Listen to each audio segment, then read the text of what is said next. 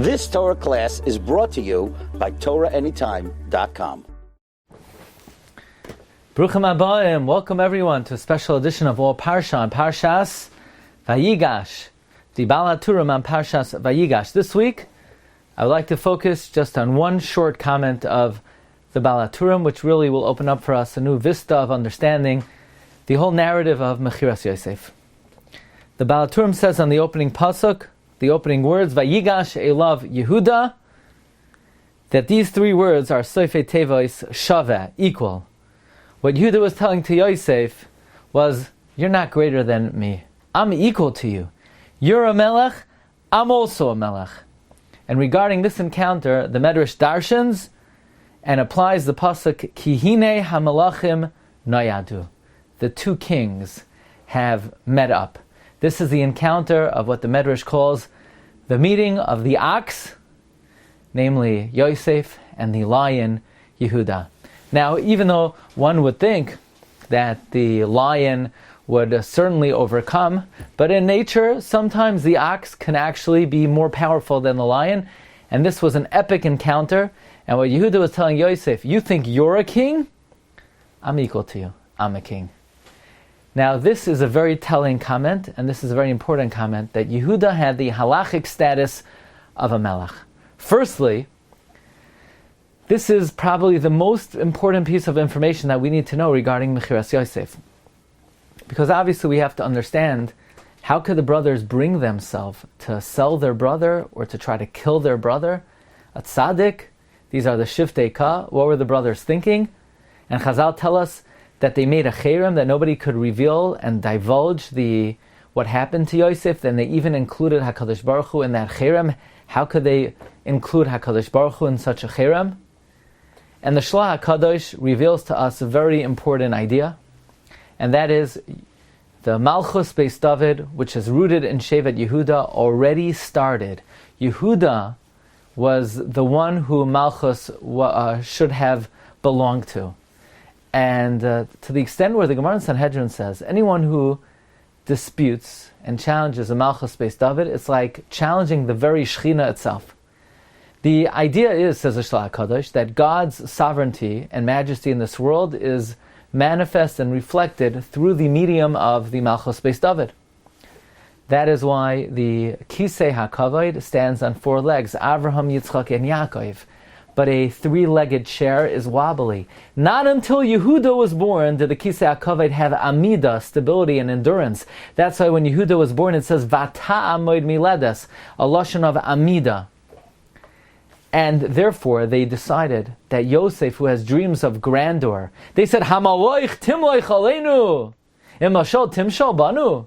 You're going to take Malchus to yourself, you're going to usurp the Malchus, you're challenging the Malchus Yehuda, the Malchus Beis David. Kol achoylek al Malchus Beis David kilu choylek al Shechina. And that is how they were able to summon the Shechina to their side, says the Shlah HaKadosh. So the reason they sold Yosef in the first place is because they held Yehuda was the Melech. Yehuda had the status, the halachic status of a Melech. And they felt Yosef was challenging that. Now, in reality, the Shlah HaKadosh says, Yosef is merely the Yesod. He galvanizes and conglomerates the people into a nation, and he fuses them together as a people, and then Yehuda could come along and be the Melech. And Yosef did not have any dreams of grandeur in terms of Malchus, only to bring the Jewish people together to allow Yehuda to take the reins. But they thought Yosef was usurping the Malchus, and that's why they sold him. Now, amazingly, the Ramban learns that in the episode of Yehuda and Tamar, the question is, how was he allowed to try Tamar for Misa? Oh, because Tamar, in Yehuda's opinion, acted immorally? So what? There's no death penalty for a single woman to have relations. Why is Yehuda punishing her with Misa? Rashi, of course, says because she was the daughter of Shem, and the daughter of a Kohen who's Mezaneh, who commits adultery, is punished by burning. But the Ramban asks on that only if she's married or she's an arusa, but not if she's single. And therefore the Ramban learns that the infraction of Tamar was Tamar was the daughter-in-law of the Melech, the king. Yehuda was a Melech. And her act of impropriety embarrassed him. So it was in the guidelines of Moired B'Malchus, she was like rebelling against the king, and anyone who rebels against the king is liable to the death penalty. And Yehuda was trying her as a Melech. So this concept that Yehuda was a Melech is a very fundamental concept. It explains why they sold Yosef in the first place. It explains why Yehuda was able to try Tamar. Furthermore, there's an amazing Chassam Sofer. Because the truth is, the brothers demoted Yehuda, Vayered Yehuda, and he may have lost his status of being a Melech. And in fact, that's what Tamar's argument was. Because Tamar wanted Yehuda to be meyabim her. The only thing is, the Gemara says in Yevamais, a Melech cannot be meyabim. A king is not meyabim. But Tamar says to Yehuda, hey, pal, you ain't a Melech, you're not a king. You gave me your seal, you gave me your staff. No one's allowed to use the staff of a king. Why'd you give a mere hedyot, a mere simple person, your staff? The staff of a king is sacrosanct. It belongs to royalty. Nobody could use sharvitoi shel melech. If you gave it to me, then you're not a melech. If you're not a melech, you're allowed to be miyabei me. That's the message that Tamar sent to Yehuda. Do you recognize whose stick this belongs to? If you're really a king, why'd you give it to me? It must be you lost your status of being a king. If you lost your status of being a king, then you could do yibam. Melech ein miyabim, but you're clearly not a melech. What's interesting is we could then say, and this is suggested in the Sefer Chavatzel's Hasharon, that she was sending him an even deeper message. That if you're not a king, you can't try me for the death penalty in the first place. The only reason you're allowed to try me lamisa is because you're utilizing your status of being king. But you're not a king, and if you're not a king, you can't kill me. Now, interestingly, the brothers, after they see the aggravation of their father, they come to Yehuda and they demote him. They said, you know what, why'd you tell us to sell Yosef? You should have told us to keep him alive, to keep him with the family, and we wouldn't have to aggravate our father. That's very difficult. Why did the brothers have taina on Yehuda? Didn't they legally and halachically paskin that Yosef was being moired b'malchus?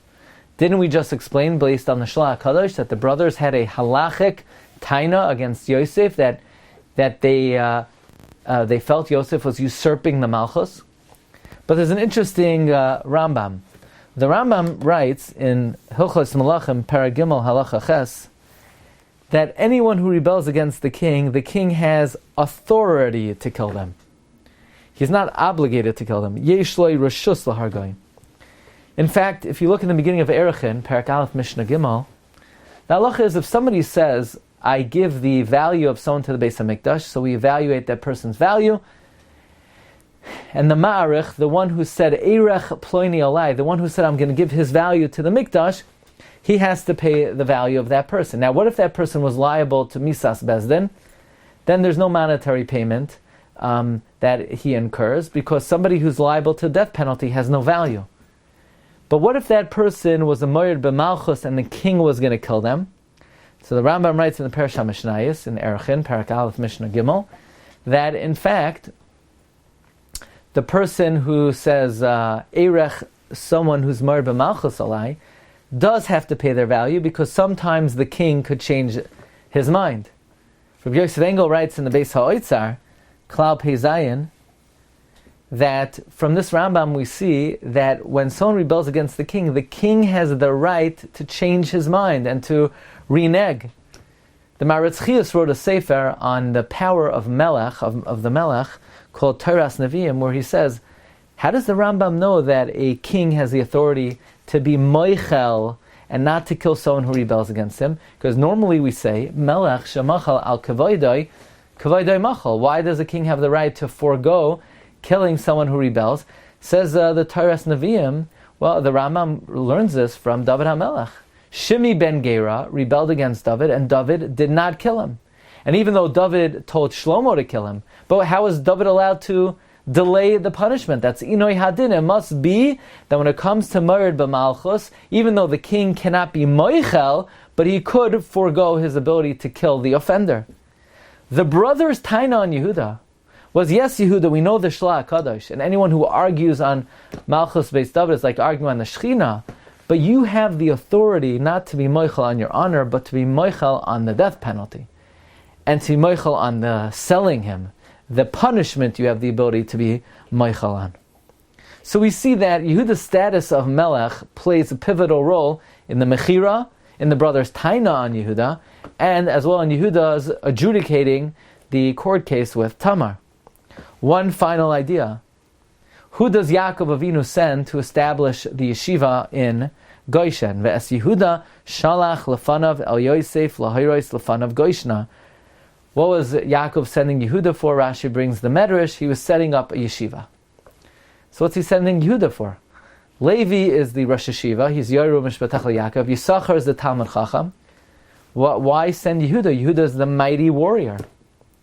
The answer is, says Rabbi Bakst, that Yehuda is the Melech, and to be a Rosh Yeshiva will come from Shevet Levi or Yisachar, but to be Ma'amir Yeshiva, to establish a Yeshiva, to create an entity of a Yeshiva, for that you need royalty, you need sovereignty, you need spiritual power, and that's why Yehuda was dispatched. So Yehuda meets Yosef. He says, Yosef, do you know who you're dealing with? Vayigash elov Yehuda, Soifei Teva Shaveh, you're a Melech. I'm also a Melech. So the Munkacher Rebbe says, so if Yosef was a Melech, why couldn't Yaakov send Yosef to establish yeshiva? Says the Munkacher, because Yosef was only Mishneh LaMelech. He was second to the king. But Yehuda was Lo Yasur Sheva Yehuda. Yehuda was a Melech, and he is the most appropriate and fitting tzaddik to establish the yeshiva in Goshen, which kept Klal Yisrael strong until the great day of the redemption from Mitzrayim. And we also hope, Ki Meitzescha Me'eretz Mitzrayim, Arenu Nefla'is. Have a wonderful week, and Shabbos Parshas Vayigash, Haba Aleinu L'Taiva. You've just experienced another Torah class brought to you by TorahAnytime.com.